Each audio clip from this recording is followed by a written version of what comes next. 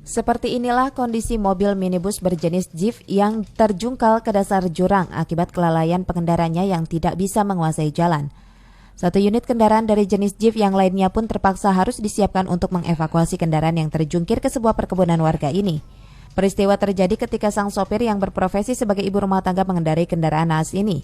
Sang sopir yang baru bisa mengendarai mobil ini tiba-tiba hilang kendali akibat tak bisa menguasai jalan dengan ukuran kendaraan yang dikendarainya.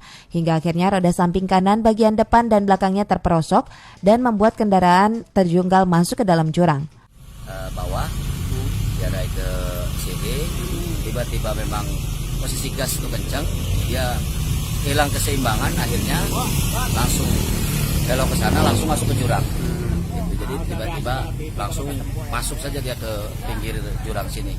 Akhirnya ya alhamdulillah tapi tidak ada korban jiwa, supirnya juga selamat. Hanya memang beberapa mobil saja yang rusak sedikit. Tidak ada korban jiwa dalam kecelakaan ini, namun separuh badan kendaraan di bagian kanannya mengalami kerusakan. Dari Taman Sari, Kabupaten Bogor, Mande Jajar melaporkan.